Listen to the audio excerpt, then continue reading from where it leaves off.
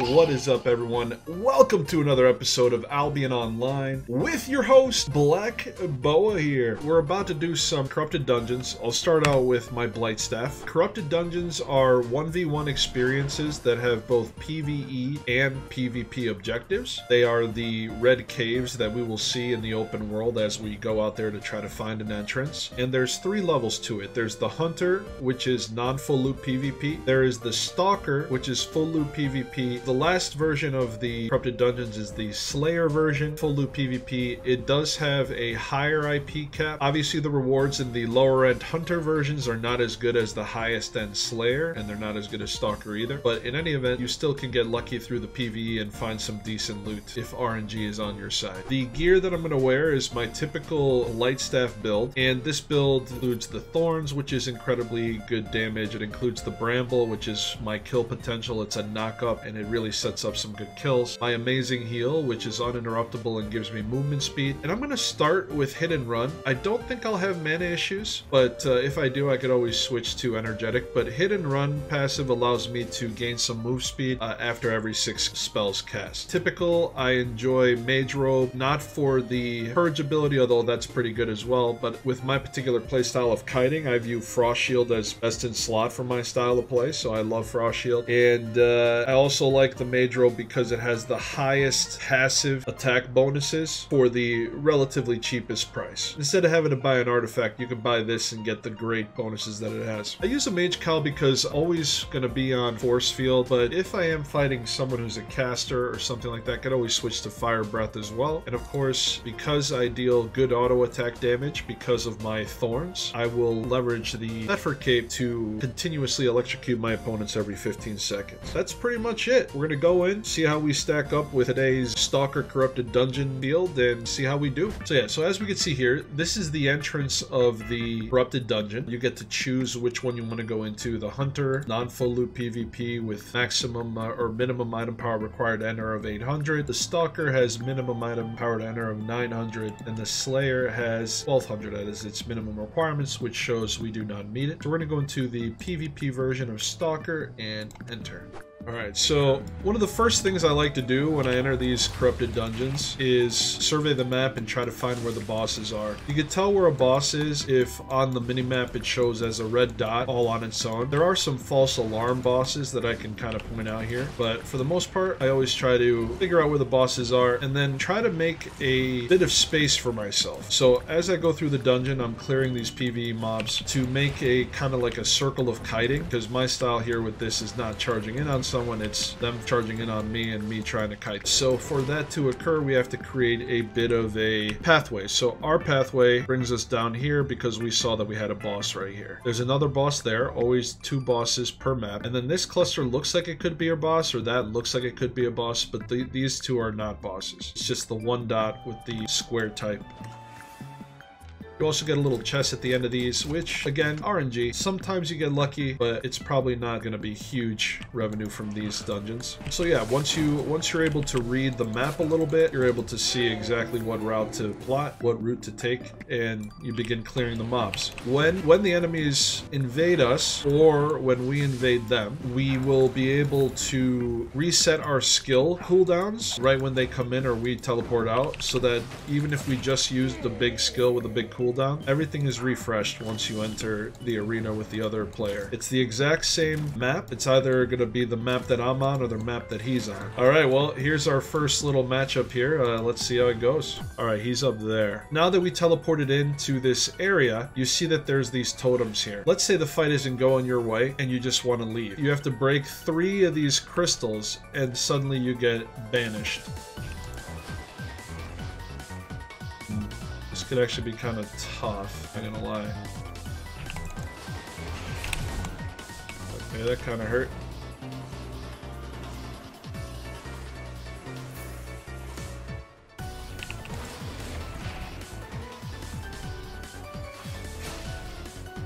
Alright, so our job here is to kite this guy. He is regenerating his health, so I'm not going to burn my sprint right now because he's probably just going to turn around. But I believe he's using hamstring, which is rather interesting to me.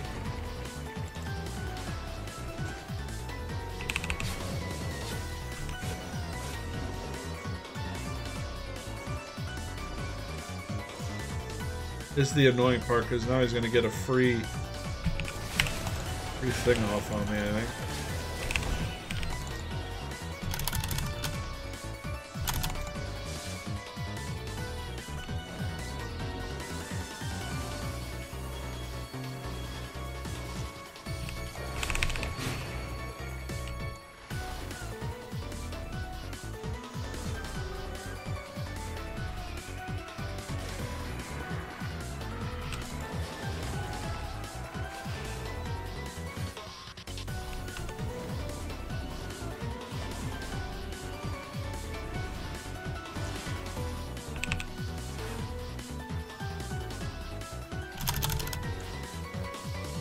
Shit.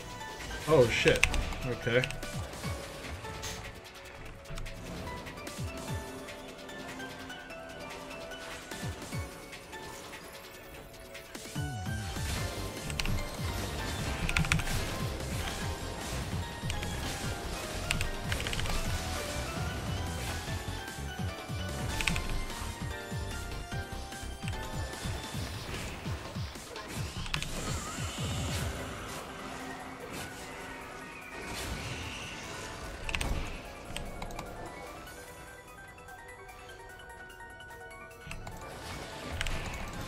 Oh, there we go. GG. Woo! 250k too. That was not a bad thing. So always remember, when you kill someone, you have their loot. Then scroll down, you have the demon loot. The game gives you loot for killing players in the corrupted dungeons. So just understand, loot it before you get kicked out of their dungeon, and then you'll be able to claim your victory. 404k. I'm not going to spend the time to sell it all right now. But when I do, I'll probably sell it on the black market. I guess that's a good reason why Caerleon is a good place to do corrupted dungeons out of. If you're interested in probably the most efficient place to do it, it's probably Caerleon or Stalker and Slayer Corrupted. Because you do have the black market merchant, which you could sell stuff to, and that will give you a lucrative amount of silver. Oh shit, we got a winner BG over here. Got a little cross bizzle my nizzle up in here. This could be tough, actually.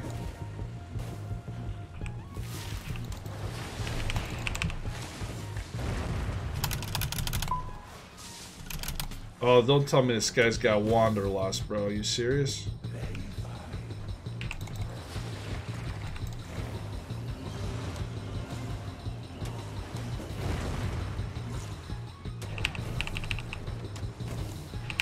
Oh, shit. Oh shit.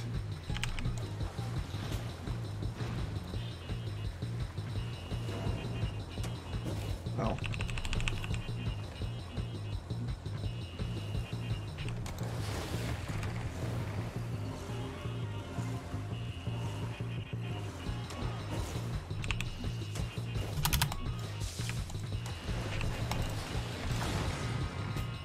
GG. That guy was doing good. He was starting to style on me at the end. I was getting a little worried. Alright, let's go to the next dungeon here. I don't want to do the PvE. That was a good example of that feature working here. Just going straight to the action.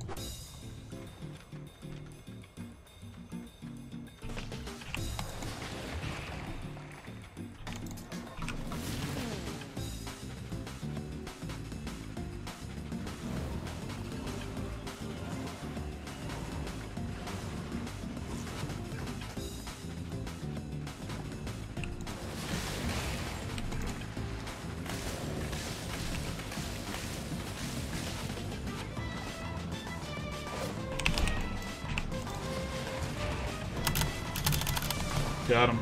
We needed to be extremely careful there because he was going to do something there. So I'll explain why I was extremely careful there. The combo that guy has works against people who have no clue what he's trying to do. But when you understand what that guy's trying to do, it actually is not that difficult to fight it. We're going to review his build here in a second as well and just talk about that fight for a moment.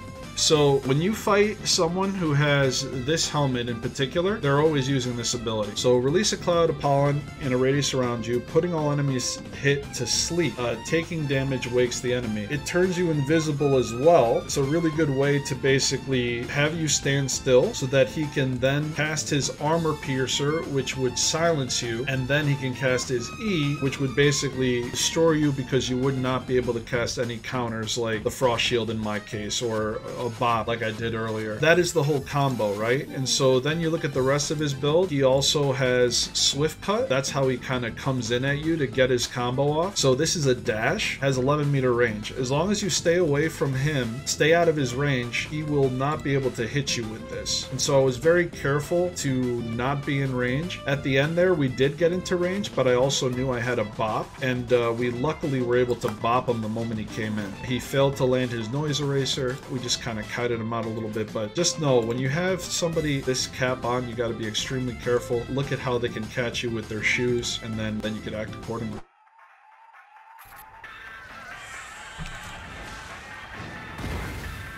Okay, that was not good.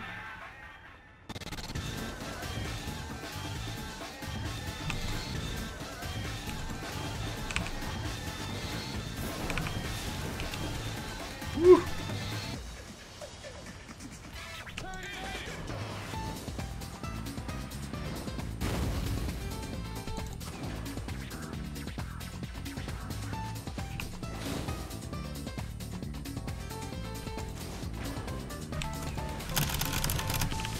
Uh-oh. Uh-oh. Fuck! Well played on his part. Damn. Pretty much he countered me in some ways. He was playing around his E cooldown. If you don't have a reflect against this, it's very hard to win. And what do we have? Spear. Spike, actually.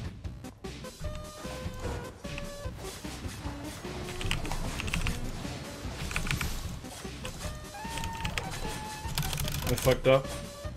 I fucked up. He might have fucked up too, though. Oh shit, that actually saved me right there. I sidestepped the big damage ability he had. Oof, if I didn't sidestep that, I was dead.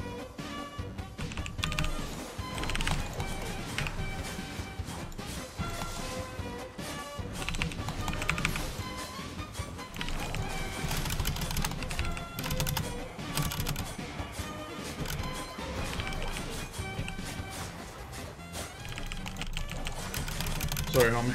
Too much sustain. There's the guy.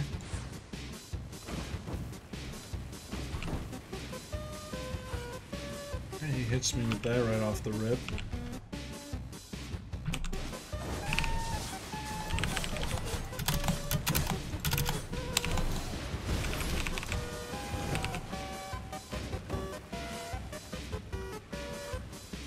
Alright, that was bad on my part.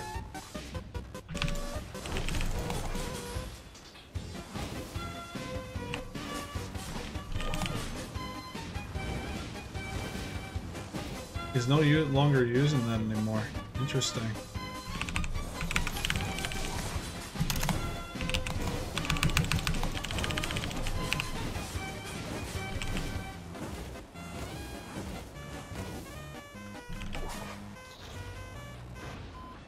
Yeah, I might be dead.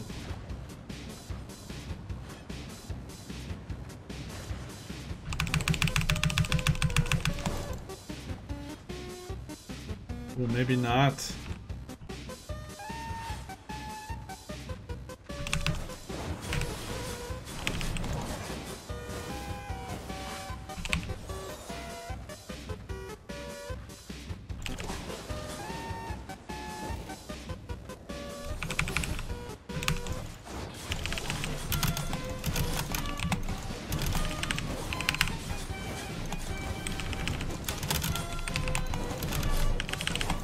Ah. No, I'm dead. Fuck.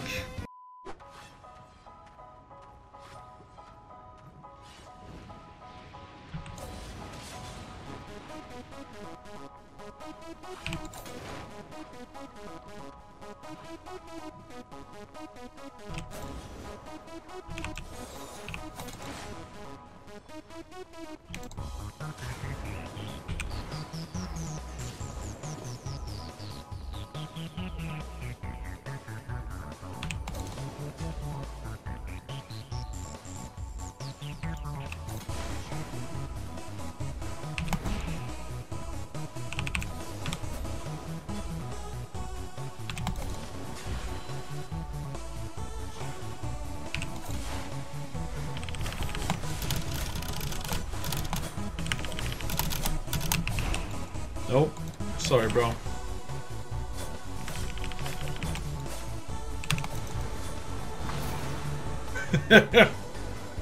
GG.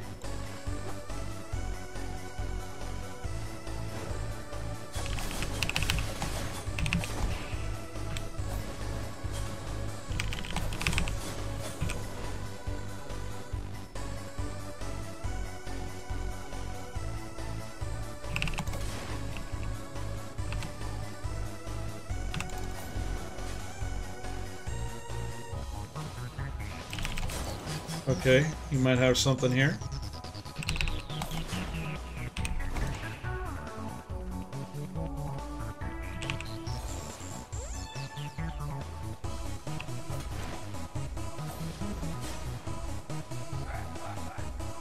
Oh. Oh. Shit.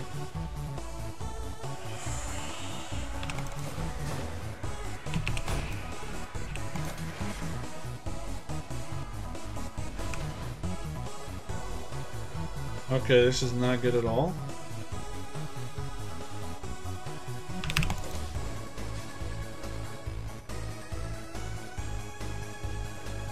He's gonna try a very risky play here. I'm gonna have to keep running.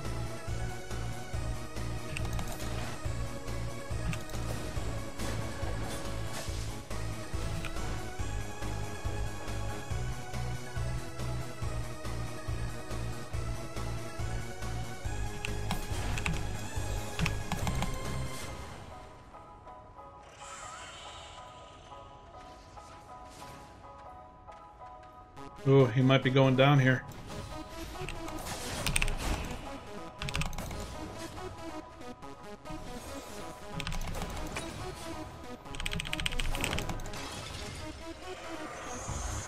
No way. What the fuck is that?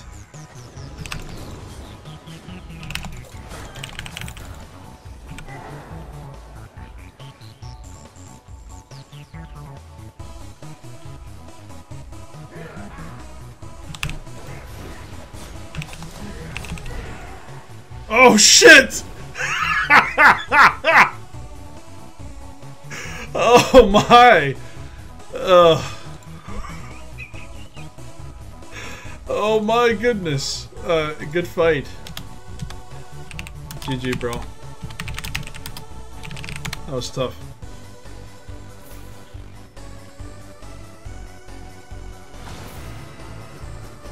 Hi guys, Blackboa here. Thanks so much for watching my latest video. If you like what you saw, please hit that like and subscribe button on your way out. I truly appreciate it. Thanks bros, and I'll see you next time.